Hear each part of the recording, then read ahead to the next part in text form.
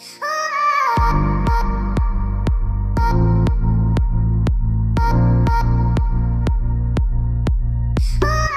here for me mamuni akwaba eba Melodies TV so.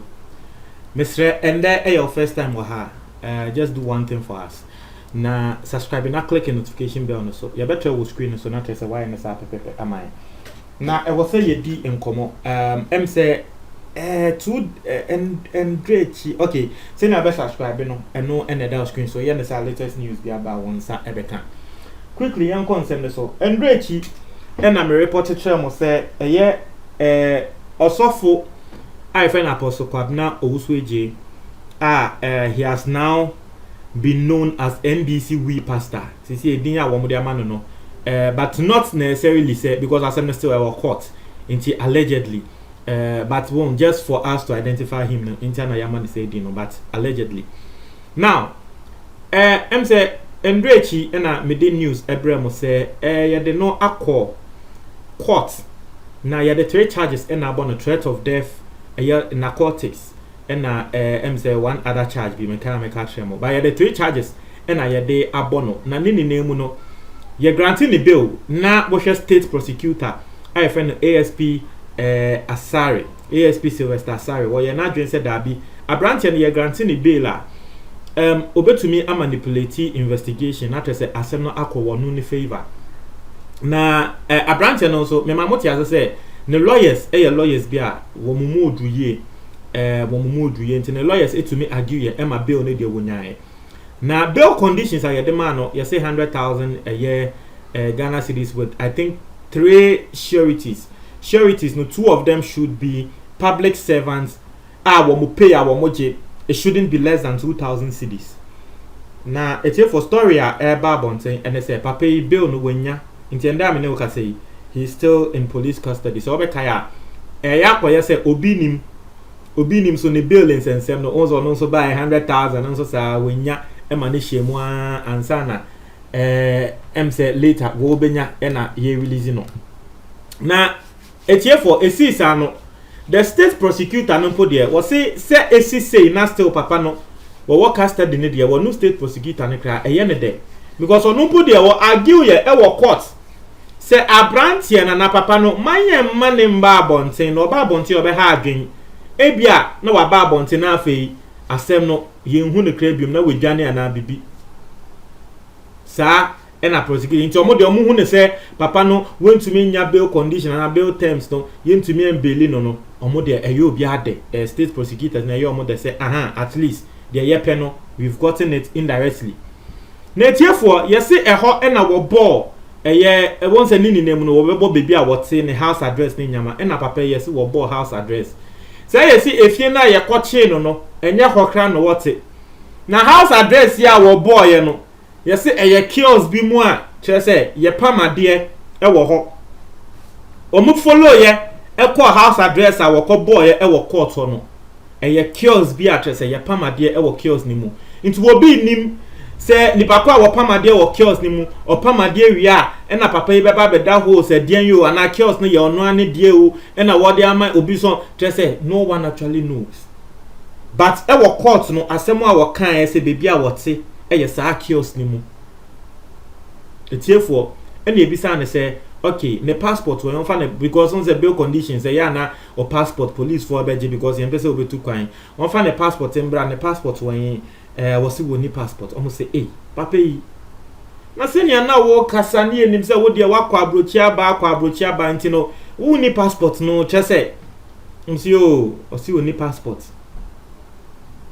nti asem no eno no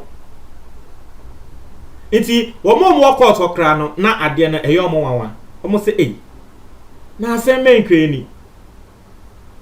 now you see one interesting thing and they say sa bag na yesi okita na ye hu say we ewo mu aye chi no say yesi enye we pe o allegedly say asem no court na prosecutors no ekobie asem ni mu mo yesi say we ne pe na Ghana for ye den ye hu ye wo mu hu sa minim say omo hye no wo mo wosam we people be ye omo bobo so den we fidin no omo boni din bi we for no omo wasa paper no omu roli no mde wi na egum say na sa ade no kese eno nso hye eye sa ade na ebo na taas no aside sa ade no ebo na taas no etiefo ni yesi Viagra mbema duro mbema enum na trese wo mu de gina mba so yesi se sa mbema duro no ebi nso hye ne ho. Meanwhile ye ne test esanso hu se tramol wo ne junso mu ade wo mo fa tramol ne say wo mo num tramol na ema wo mu gina so ehyepen wo mo yeriye. Naturally say his urine actually tested positive for the use of tramol. And naturally say mbema du ye Viagra no esanso hye ne ho. But you see these things don't answer say Viagra na dey enye illegal substance. I don't know. I stand to be corrected, but as far as I know, sa Viagra na dey enye illegal substance. Just that ye be kan wa bonten a ebe ma shame na aba beto ne so no ebe ye mo ye be ka say say papa yi ndra wonum ni say we tramol ene say be mbema dra e mo musisi mu ye den esi mba so for hours no eno nso ehye wo bag ni ena na wo nam na wo kasa sa nti asema nkrofo e kan no etiefo asem we die me sure say papa no ye ma ne mre say won ko back no nko sesa nsem a wo kan ya na nko be sesa na no. I am very sure say ye ma ne mre pa say won ko back no nko sesa na no a me sure say na nko be sesa na no because asem a wo ko kan ye hwe se ne ho aba beto no ebia na asem no ebe court ama we wini muntie ebia I'm not being prejudicial, it's just a statement I'm making. Ebia na asem no ebe court because there na the lawyers claim we court and say it is just a prophecy. And Ghana has in so yeni ayenim. In so fu be drama prophecy of people dying na wo na mo free. Because what can the police and kwache or so fu way say wa ma prophecy we are the police for never can say a spiritual matter. Spiritual matter they are arrested. In the lawyers no asem mo kan court me say a prophecy, a spiritual matter. So that is the basis of their argument e court, or that's what we've heard. Now ebia na the lawyers no the way we've heard reports yankasa dey enko court here, but the way we've heard reports saying the lawyers no they are very good, they are say wo mutumi argue ya e ma bill kra wonya ye no utumi hu ne say the lawyers no wo moya ade nti ebia the lawyers no betumi age no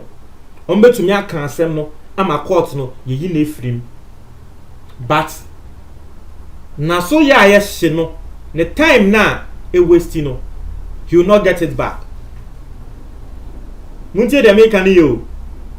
The time now we waste say wakwakoda because I say we buy me sure say apart 2 weeks no.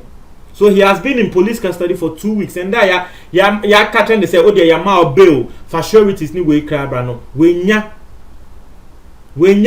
not just still he will be in police custody. He being in the police custody and all the kind of tribulations and the trials.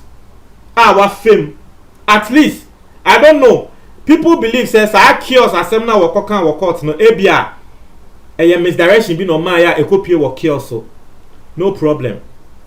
O de yen fa ne say na ka chaos wo kra na ote a me ya sure say na nka wo pe in police custody na wo no. Ingofu ko jail ba asem o mo kan say I never wish jail on my worst enemy. Me ya sure pa nti asem ne de ebia ni ebetumi aka agi na eyi na efim, but na ki ye ko back me say asem na wo kan ye no ma won kan me sure say na ko won kan akwa kasa amatre se waso aye hisi we akwa ye say obi be say political prisoner adi ya won hinde da asanso akwa keka nsem we afa president ni nebusuafo ho like I mean a lot of Ghanaians are sharing their thoughts on this particular matter. You see, well, let me read the comment video. Obi say we need a spiritual court and spiritual laws in Ghana because some pastors are fooling with God's name in our nation. Bingo! Hey, me say Ghana for afiansa yeni ebeda ye ho so asem a mekan ye no won se obi e make it statement ni do a montre wɔn adwen